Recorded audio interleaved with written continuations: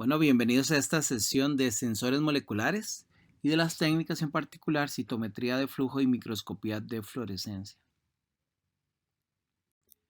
Recordemos que cuando describimos la luz, podemos hacer referencia a esta como longitudes de onda o bien, por supuesto, también como fotones. Las longitudes de onda van a definir diferentes rangos denominados desde las ondas de radio, visible, ultravioleta hasta los rayos gamma y que van a tener un componente energético diferencial que, como bien recordamos, va a ser inverso con respecto a la longitud de onda. La cantidad de energía aportada va a ser inversa a la longitud de onda. Por lo tanto, en un proceso de fluorescencia vamos a tener una luz de excitación en el cual entonces los electrones van a moverse a un orbital, un estado superior, y en su regreso a su orbital basal va a haber una luz de emisión. Esta luz de emisión va a tener menor energía y va a tener entonces una mayor longitud de onda. Y esa luz, en este caso fluorescente, va a ser registrada, ¿verdad? Va a ser medida. Y esto de la longitud de onda, por supuesto, es un concepto que no es verdaderamente que se define un punto en particular de la longitud de onda, sino que verdaderamente define es un rango o un espectro. Y es lo que llamamos entonces el espectro de emisión y el espectro de absorción. Entonces, en el caso del espectro de absorción, ¿verdad? Sería el equivalente al espectro de excitación, en el cual entonces hacemos un cambio del orbital en el que están los electrones, mientras que tenemos luego un espectro de emisión como tal, en el que tenemos una medición de interés, ¿verdad? Que como decíamos es menos energético, pero eso implicaría entonces una mayor longitud de onda. Entonces estos conceptos, por supuesto, se pueden aprovechar para implementarlos en microscopía, ¿verdad? Lo que llamamos microscopía de fluorescencia. Y en ese caso, si bien recordamos, tenemos una fuente de luz, vamos a tener la luz con diferentes longitudes de onda y con filtros se pueden seleccionar longitudes de onda y se pueden utilizar espejos dicroicos que nos van a permitir hacer cambios justamente de la dirección, como lo vemos acá. Vamos a incidir esa luz, esa longitud de onda en particular en la muestra y una vez que se da este fenómeno de excitación y de vuelta de los electrones al estado basal, vamos a tener una emisión que va a hacer o va a llegar, digamos, a que es la que se va a poder observar como tal, ¿verdad? La que va a llegar al lente. Entonces aquí tenemos una representación similar de esto mismo, ¿verdad? De este fenómeno de excitación y que con diferentes espejos, filtros, una fuente de luz, ¿verdad? Si recordamos una lámpara de tungsteno, y nos van a permitir entonces al final hacer una detección, por ejemplo aquí como el ojo, o ya existen por supuesto formas automatizadas que inclusive lo que se registra es, ni siquiera tenemos que ir a ver a un ocular, sino se toman fotografías, ¿verdad? Es lo que básicamente se trabaja. De las especies que se tienen para emitir fluorescencia hay muchísimas especies dependiendo de los objetivos.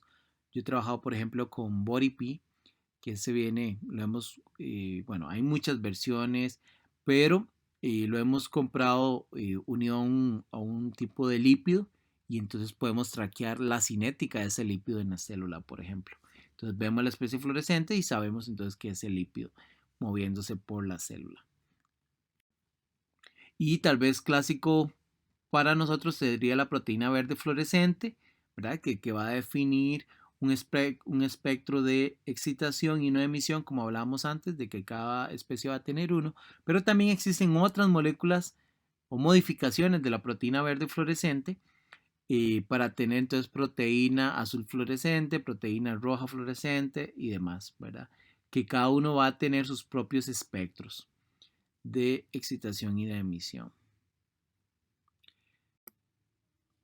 Y ya propiamente, en realidad, de lo que funciona, lo que digamos, tiene como mayor aplicación de forma generalizada, porque no todas las especies, como estas que mencionaba, no todas las especies van a ser fluorescentes.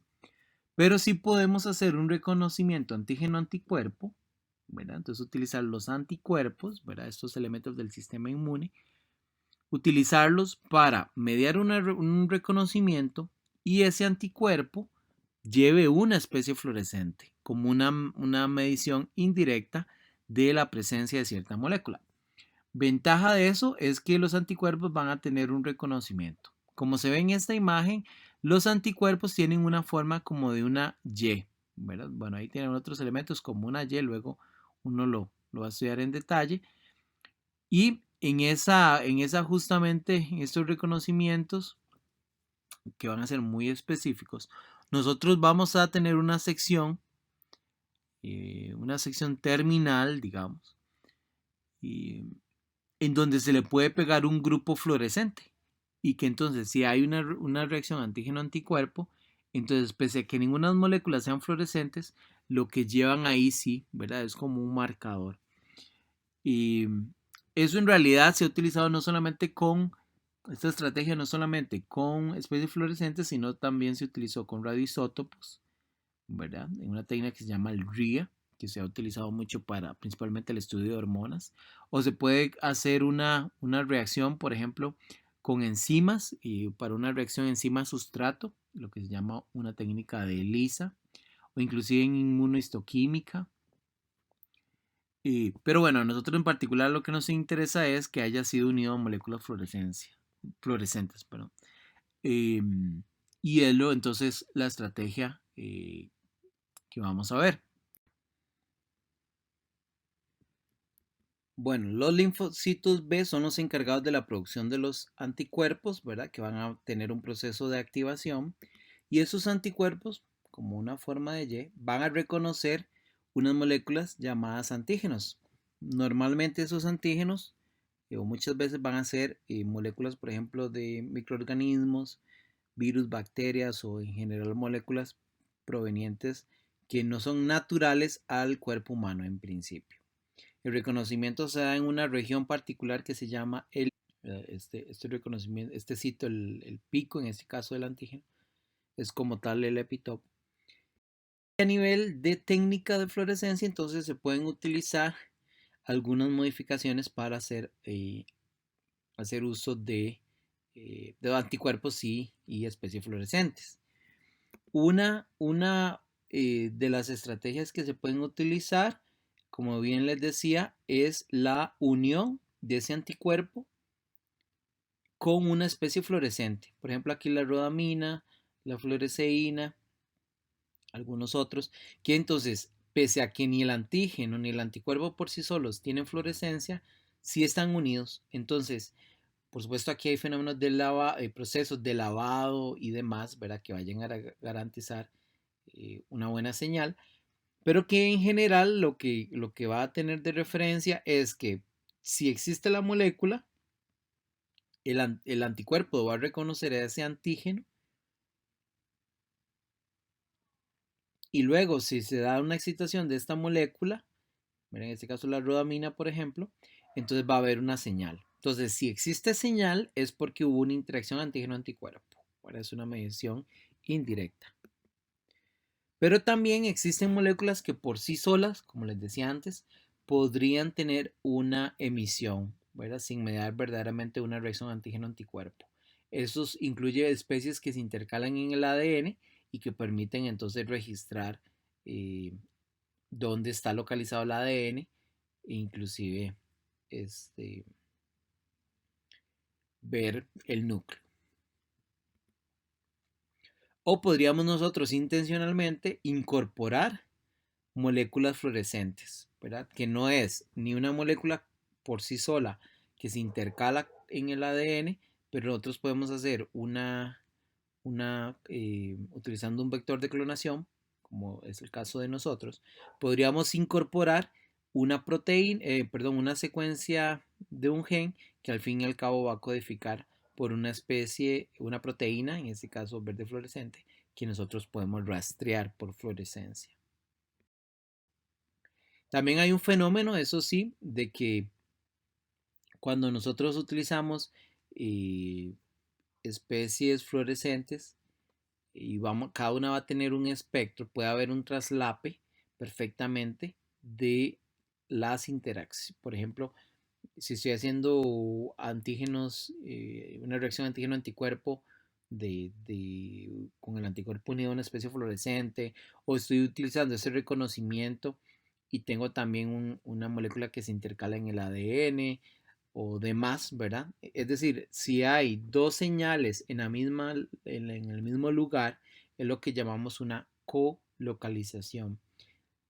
Y por los espectros que se generan, ¿verdad? A la hora de trabajar con la longitud de onda, si los dos objetos están presentes y yo mezclo esas imágenes, nos vamos a tener una señal de color amarillo, ¿verdad? Entonces nos va a permitir saber si dos antígenos, ¿verdad? En este caso si es mediado por anticuerpos, eso sí, están en el mismo lugar, ¿verdad? Básicamente, una colocalización. Y entonces, por ejemplo, hay muchos ejemplos, pero este es un caso de un anticuerpo anti-alfa-tubulina, anti-GLI2 y vean aquí, por ejemplo, entonces sí se ve diferente, pero todas las regiones que aquí en esta imagen vemos en amarillo, significa es que estaban las dos moléculas. Entonces, esta es una de las aplicaciones, ¿verdad? Tal vez a modo de insistir, no es que siempre tiene que mediar una reacción antígeno-anticuerpo para hacer microscopía de fluorescencia. Puede ser que una especie por sí sola sea fluorescente, como aquellas que se intercalan en el ADN, o aquellas que yo pueda unir, por ejemplo, a una molécula. Les hablé antes de un caso que yo he utilizado un lípido que tiene una molécula fluorescente unida y se metaboliza. Podría ser que nosotros con clonaje molecular, como haremos en el curso, podemos incorporar un plásmido que tiene la secuencia del gen y eventualmente la proteína verde fluorescente en este caso, es la fluorescente, o mediar una reacción antígeno-anticuerpo, ¿verdad? El anticuerpo unido a una especie fluorescente para una medición indirecta. Con respecto a lo que sería la citometría de flujo es básicamente lo que vamos a hacer es una medición de células pasando justamente por un canal en un flujo, ¿verdad? O una solución en movimiento. Entonces, como vemos aquí, la medida de células en movimiento y que vamos a detectar o vamos a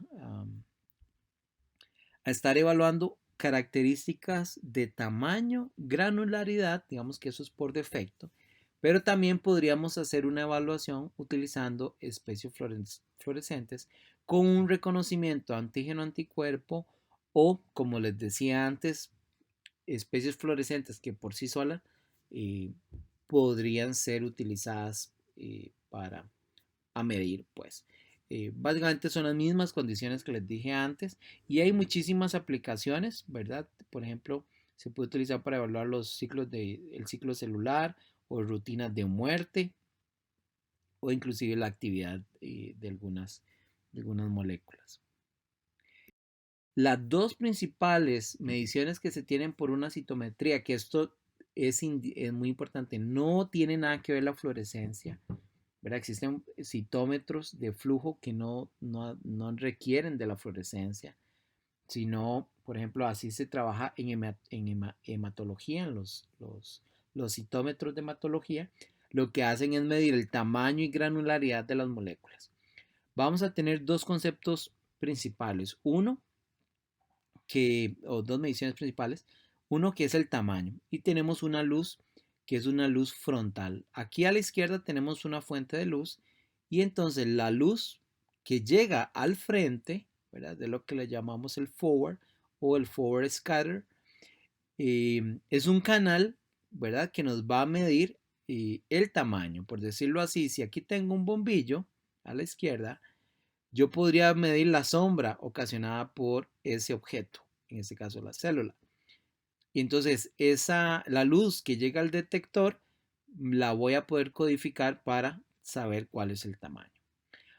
además, resulta que hay un detector dispuesto en la ortogonal o digamos en forma vertical a 90 grados, pues. Y, y que resulta nos va a registrar también, ¿verdad? La emisión que llegue ahí. Pero esa resulta que la relación existente es que cuando tenemos muchos gránulos, cuando un objeto es sí, es muy granular, vamos a tener una dispersión de la luz. Y esa dispersión de la luz resulta que es registrada aquí y a mayor granularidad vamos a tener mayor detección de luz aquí en la perpendicular o la ortogonal. Entonces, y es otra de las medidas básicas. En ninguna de estas dos mediciones ha participado una especie fluorescente. No tiene nada que ver. Este es el funcionamiento de un citómetro de flujo regular, como son los equipos de hematología, ¿verdad? Entonces, hay células en la sangre que son de diferente tamaño y de diferente granularidad. Entonces, dependiendo de eso, podríamos determinar qué tipo de de qué tipo de células se trata. Por ejemplo, aquí veamos que tenemos unas células que se llaman los monocitos, otros que son los granulocitos y los linfocitos. Entonces, si son de tamaño pequeño con poca granularidad, entonces son linfocitos. Si son de un tamaño mucho mayor y una granularidad relativamente baja, son monocitos. Y si son grandes y granulares, los granulocitos, ¿verdad? Entonces vean que podríamos perfectamente diferenciar las poblaciones celulares.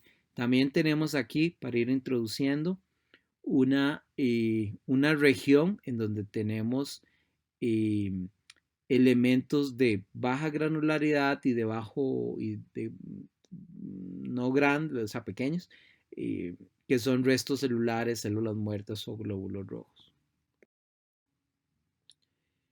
Y entonces, por supuesto, una de las modificaciones de esto es utilizar especies fluorescentes para aprovechar, porque esas dos mediciones de tamaño y granularidad, aunque son muy útiles, de repente me interesa medir más bien la presencia de alguna molécula particular. Entonces se pueden utilizar anticuerpos, de nuevo, anticuerpos que están unidos con una especie fluorescente para que ocurra una interacción antígeno-anticuerpo, como se ve por acá, ¿verdad? Una reacción antígeno-anticuerpo. Hay una molécula señal fluorescente y yo puedo hacer la medición en el citómetro de flujo. Si en ese caso hacemos pasar las células por un canal, el citómetro de flujo, y luego vamos haciendo la medición célula por célula a ver si tiene o no fluorescencia. Por ejemplo, aquí entonces vamos a tener una señal, pero la célula siguiente va a tener 4 veces más señal. Entonces había más moléculas, por ejemplo. Esto se hace pasar por un canal célula a célula y luego vamos a hacer una gráfica. En el eje X vamos a graficar, en el eje X vamos a graficar el tamaño y en el eje Y vamos a graficar la granularidad, por ejemplo. Eso sería en un formato clásico. Sin embargo, si yo estoy ahora utilizando anticuerpos, entonces esas mediciones de fluorescencia las voy a poder separar en fluorescencia 1 baja o fluorescencia 1 alta. Y lo mismo con la fluorescencia 2. Esa fluorescencia 1 y 2, entonces me va a definir unos cuadrantes. Hay ciertos requisitos para formar estos cuadrantes, hay que ver la distribución de los puntos y demás, que luego lo veremos en una sesión, en un video independiente ya de lo que es el análisis de datos. Pero por ejemplo, entonces si yo tengo esos dos canales, entonces voy a tener, por ejemplo, aquí unas células que no tienen ni señal de la fluorescencia 1 ni señal fluorescencia 2. Es este canal que tenemos, las células que están acá. Si tengo fluorescencia 1 alta y fluorescencia 2 baja, entonces son los que están en este cuadrante inferior a la derecha. Podría tener fluorescencia 1 baja, pero fluorescencia 2 alta, entonces son este cuadrante que tenemos por acá. Y si las dos señales están altas, entonces un cuarto cuadrante definido. Eso es en teoría. ¿Cómo se ve en la realidad? Bueno, lo vemos así. Entonces, este gráfico, como ven, tenemos graficados diferentes. Esto es un ensayo parecido al que vamos a realizar en clase de transfección, en el cual entonces vamos a tener, por ejemplo, podríamos tener una tinción de repente de núcleo o una tinción de células muertas o, ¿verdad? Algunos de los canales. En nuestro caso vamos a utilizar dos mediciones.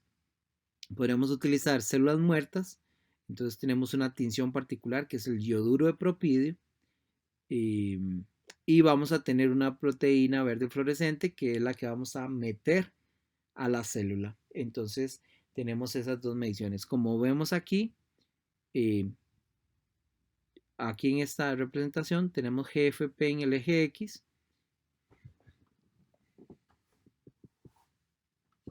Y entonces estas células que están aquí significa que tienen altos niveles de fluorescencia verde. Significa que han incorporado el vector de clonación, ¿verdad? Digamos sería el ejemplo, si ese fuese el caso. Y estas no lo tienen, básicamente. Y bueno, ya dependiendo de cuál sean los diferentes marcadores que tengamos en el eje Y, entonces así podemos interpretar. Si tuviésemos un caso, por ejemplo, de yoduro de propidio, digamos que es este caso, yoduro de propidio, entonces si no hay yoduro de propidio, el yoduro de propidio resulta que funciona, como lo vamos a ver luego en el laboratorio, funciona para teñir células muertas. Entonces, si hay una fluorescencia baja en yoduro propidio, significaría que la mayoría de células que están acá son células viables, ¿verdad? Viables. Y las poquitas que están aquí son células muertas. Y bueno, hay toda una variedad, ¿verdad? Ya ahora existen citómetros de flujo con capacidad de reconocer inclusive hasta 20, 21 colores diferentes. Entonces es maravilloso porque usted puede al mismo tiempo detectar múltiples colores con múltiples especies y entonces hacer diseños experimentales complejos donde usted mide muchas cosas a la vez. Porque normalmente si no, o sea, si usted no tiene todo el juego de lentes, de espejos, de filtros, que por cierto son muy caros. Si no tiene todo ese juego, entonces usted puede limitarse a trabajar con 2, 3 colores, ¿verdad? Es como lo más usual. Pero ya existen citómetros de flujo de hasta 20, 21 colores. Y bueno, ya les había mencionado que entonces se hace una representación con diferentes tipos de gráficos. Ya les hablé del dot plot, ¿verdad? O el gráfico de puntos. Eh, pero también se pueden hacer tipo histogramas, ¿verdad? Que lo que hacen es calcular la frecuencia o números de eventos utilizando un parámetro en particular y eso puede ser utilizado para evaluar diferentes estadios de las células dependiendo de la señal. Además, cuando hacemos una representación de dot plot, habíamos hablado que podríamos reconocer subpoblaciones celulares. Entonces, muchas veces este reconocimiento que podría yo hacer aquí de estas agrupaciones, yo los puedo literalmente seleccionar y sacar en un nuevo módulo de análisis. Por decirlo así, voy a seguir trabajando solo con este grupo. Eso es lo que se llama hacer una puerta biparamétrica o un gate, que es justamente hacer una selección de células en el software que utilizamos y seguir analizando las mediciones sobre ese grupo. Nada más. ¿Y eso por qué es relevante? Bueno, justamente porque me permite, y utilizando esa detección o esas características, me podría servir para yo separar las células que están en una, o sea, digamos, si tienen señal y tienen una reacción, en este ejemplo, antígeno-anticuerpo, mandarlos a un tubito o mandarlos al otro. ¿Verdad? O sea, hacer una separación. Y eso es lo que se llama el sorting, ¿verdad? Una separación de las células basada en la medición. Entonces, si tiene una medición alta, va para un tubo, si no, va para el otro tubo. Y entonces podríamos hacer subpoblaciones celulares enriquecidas en una de las señales. Y este es un ejemplo en donde tenemos aquí dos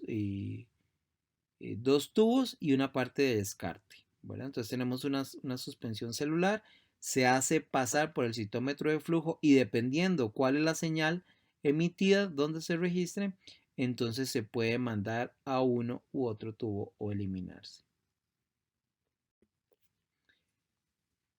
Al realizar una comparación entre estas técnicas, como observamos acá, en el caso del estudio de las células como tal, ¿verdad? No de flujo, sino la citometría en general, como la microscopía y todas las modificaciones, algunas características importantes, ventajas, es que yo podría localizar dónde está el antígeno. Sin embargo, es difícil la caracterización de subtipos celulares y también se puede trabajar a un número limitado de mediciones simultáneas. El problema que tiene entonces la citometría de flujo es que no puede decidir dónde está el antígeno. Usted nada más sabe si está o no está. Entonces no puede trabajar con la localización, pero puede trabajar con muchísimas células en un corto periodo de tiempo y medir muchos parámetros a la vez. E inclusive les decía que a nivel de fluorescencia, 20, 21 especies. Y además tenemos información diferenciada con respecto al tipo o en función del número de células. Por ejemplo, en el caso de la citometría de flujo, que aunque yo tome mediciones individuales, célula a célula, yo no puedo seguir en el tiempo, digamos, esa misma célula yo no la puedo ir a evaluar unos minutos después, por ejemplo, cosa que sí podría hacer en microscopía, ¿verdad? En microscopía yo podría hacer una evaluación temporal, ¿verdad? Entonces, aunque yo tomo mediciones individuales en microscopía, en citometría de flujo, en ambos, el seguimiento verdaderamente lo podría hacer con microscopía, no en citometría. Pero existen otras estrategias, por ejemplo, que trabajan sí o sí con poblaciones celulares, ¿verdad? Es decir, ocupamos hacer extractos para tener suficiente material, como lo podría ser un Western blot, o utilizar los arreglos para evaluar ácidos nucleicos, o inclusive un PCR tiempo real, ¿verdad? Todas estas son estrategias de medición pero que requieren sí varias células para trabajar. Ya como aplicaciones finales, bueno, ya les hablaba a nivel de investigación, el uso de la reacción antígeno-anticuerpo o para reconocer moléculas en particular. Podríamos utilizar las especies fluorescentes como tal para detectar el ADN y teñir, por ejemplo, así el núcleo, o la incorporación directa de proteínas de interés fluorescentes. Les hablé del caso también a nivel de investigación del reconocimiento con antígeno-anticuerpo de, de moléculas en las células, ¿verdad? Esos son los ejemplos que ya les mencioné, pero a nivel clínico es muy importante porque también se puede utilizar para el reconocimiento de la prueba diagnóstica estándar de el agente que causa la sífilis, el treponema pálido. Entonces, este agente resulta que es una bacteria, pero es tan pequeña que no se puede observar en un microscopio regular de luz de campo claro. De manera tal que se requiere una tinción donde se media una reacción antígeno-anticuerpo.